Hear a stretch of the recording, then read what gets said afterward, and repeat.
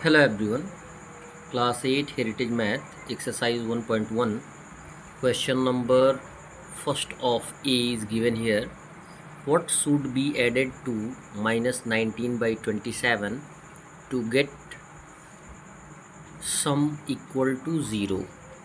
It means question पूछा ये जा रहा है कि माइनस 19 बाई 27 में हम कितना ऐड कर दें कि आंसर 0 आ जाए।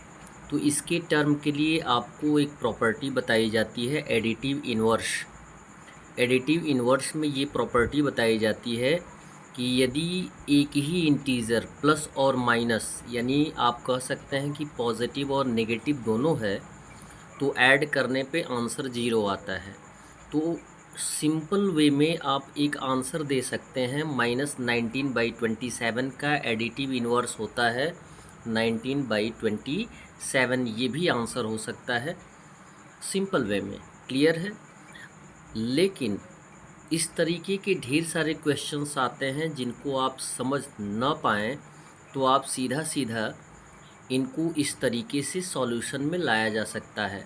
जैसे दिया गया है कि वन नंबर हमारे पास है माइनस 19 बाई 27, इसमें एक नंबर ऐड किया जाता है तो आंसर कितना आता है 0, यानी सम आता है 0। तो वह नंबर हम मान लेते हैं, let the number be x. उस नंबर को हमने मान लिया x है। इट मीन्स माइनस 19 बाई 27 में x ऐड कर देंगे तो कितना आ जाएगा 0 आ जाएगा। अब अकॉर्डिंग टू क्वेश्चन हम इसको लिख लेंगे minus 19 by 27 plus x equal 0।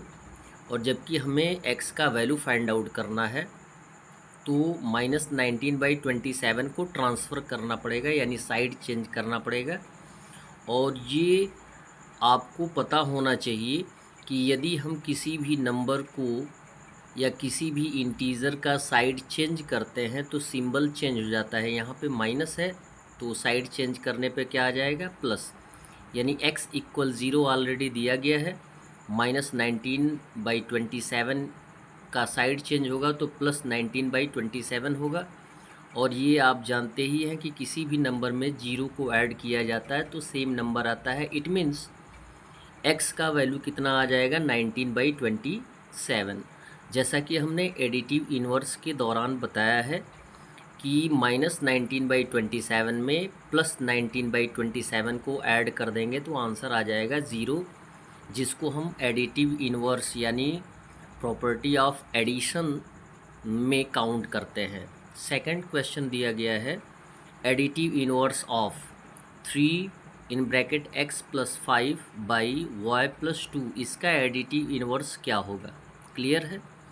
Additive inverse की बात आपको बताई गई है कि कोई भी नंबर यदि पॉजिटिव होता है तो उसका एडिटिव इन्वर्स क्या होता है, उसी का नेगेटिव होता है। और एडिटिव इन्वर्स में आपको बताया गया है कि a by b plus minus a by b equal कितना आना चाहिए, 0 आना चाहिए। तो इसका एडिटिव इन्वर्स जबकि यहाँ पे पॉजिटिव दिया गया है तो इसका एडिटिव इन्वर्स हो जाएगा -3 और in bracket x plus 5 by हो जाएगा y plus 2। Question number third दिया गया है the property when two rational number can be added in any order, यानी वह प्रॉपर्टी आपको बताती है जिसमें दो नंबरों को किसी भी ऑर्डर में हम रख सकते हैं। ऑर्डर मीन्स होता है क्रम। जैसा कि दो प्रॉपर्टी की बात की गई है और टू रेशनल नंबर की बात की गई है। टू से न तो कम की बात की गई है और न ही ज़्यादा की बात की गई है।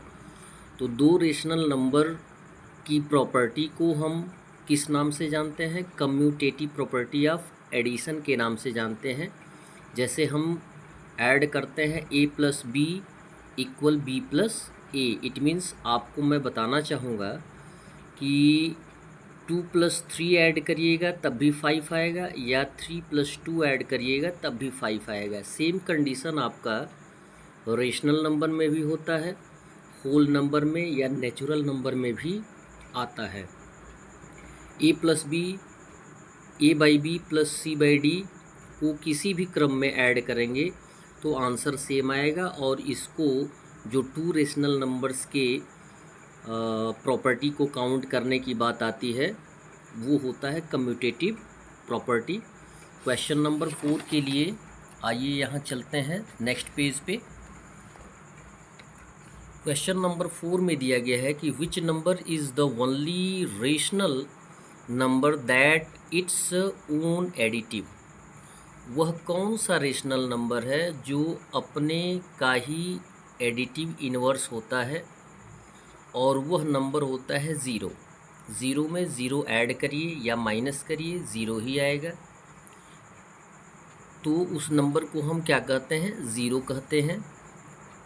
जैसा कि एग्जाम्पल के रूप में एज ए सॉल्यूशन मैंने दिया है, zero minus zero equal zero. Minus, अब देखिए एग्जाम्पल की बात करेंगे, बी का टर्म दिया गया है, यदि माइनस वन प्लस वन की बात करते हैं तो ज़ीरो आएगा, और वन माइनस वन की बात करेंगे तो ज़ीरो आएगा। क्लियर है? तो अब यहाँ पे बात की गई है कि वह कौन सा नंबर है जो अपने ही नंबर का एडिटिव इन्वर्स होता है। क्वेश्चन नंबर 5 दिया गया है, what number should be added in -11/5 to get -3। Clear है?